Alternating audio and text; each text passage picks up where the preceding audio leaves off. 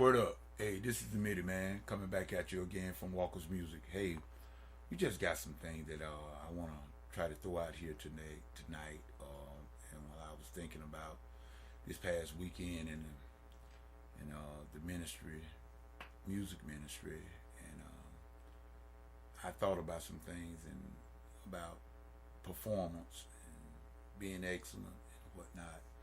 When you tell people about being excellent and that God wants a very fine-tuned performance. He wants our best, and he doesn't just want us to just throw together something and then call that worship and praise. But at any rate, we understand that everybody have varying different levels of talent, and everyone cannot sing as well as CeCe Winans or Whitney Houston, just to name a couple. You got a lot of great singers out there, but you should want to be able to do your best. In other words, I was looking at this here. Well, I wasn't looking at it. It woke me up. I was trying to take a nap Sunday evening, and this here show that comes on called Sunday's Best, and that was this young lady that was on the competition and everything, and she gave a performance, but it wasn't up to par. In other words, it wasn't up to the level in which she could have done, and one of the judges, which were Kim Burrell, and she went up on the platform with her, and she sort of like challenged her, And so when she sung, then this girl, she came back at her. I mean, she gave it. I mean, she was punching, and I was like, well, why you didn't do that in the beginning? Matter of fact, even Donnie McClurkin said the same thing. I mean, he said the exact same thing that I had said. But we said that to say this. She missed the opportunity because she did not put forth her best foot first. She did. I don't know what reason it was, but she had it in her. She had the voice. She had the potential, but she did not display it. And they always told me that you never get a second chance to make a first impression. So I decided I would just throw that out there when I said, we cannot sit back and it's easy to get in self-pity sometime, and we feel that we been. I can understand that a lot of us have been treated unfairly in our life. If you have been living more than a few years, you've been treated unfairly by somebody, and that it doesn't feel good. That needless to say, but nevertheless, it happens, and we must learn how to just get over it. I mean, you just got to learn how to get over it. First of all, we must realize that the world owes us nothing at all. The world don't owe me anything. It doesn't owe you anything. If we must strive just to do our very, very best in whatever we are trying to do, and then we just cut the deck and put it in God's hand. Nothing happens for a time. There's a time and a purpose.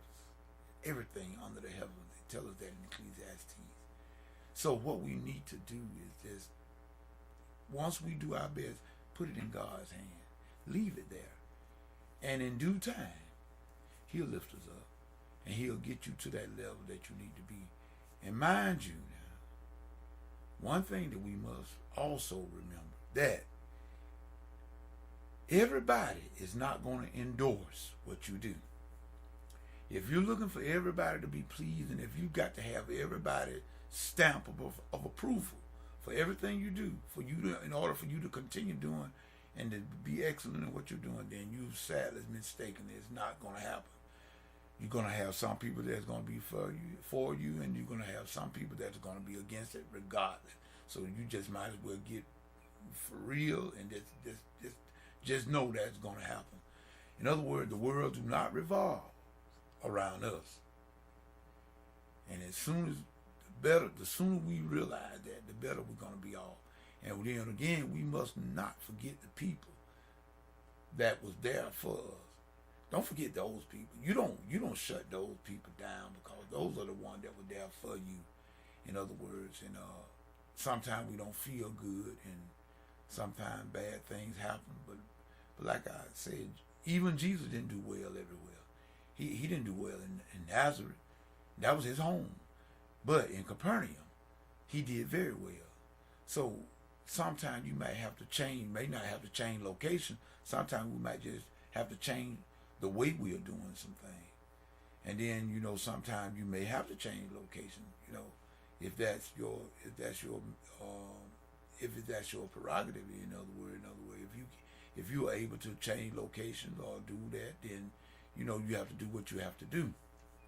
But needless to say, just remember that always shoot for the stars. I think that was Les Brown, motivational speaker. I think he's a pastor too, might be. I'm not for certain, but I know he said if you shoot for the stars, even if you miss, at least you'll hit the moon. So we just got to keep a positive attitude. You start murmuring and complaining.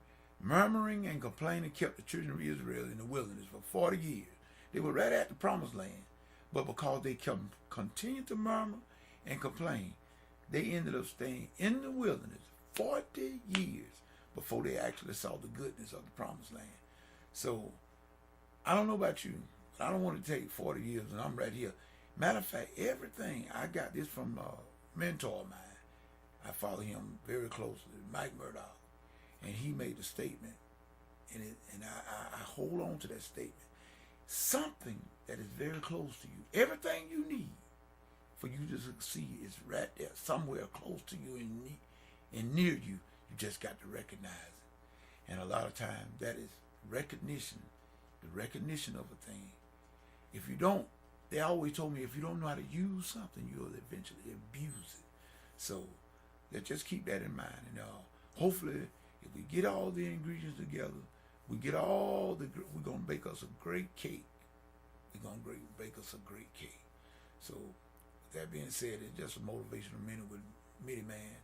And I'm hoping that this might help somebody as well as myself. So keep your head up. Keep your head up. Keep working. Never give up. And never give way to Satan. Don't give it. Because if you give him just an inch, he's going to take a mile. Keep striving for excellence and do your best. Give it to God and he'll take care of the rest. This is Mitty Man, Walker's Music, saying peace.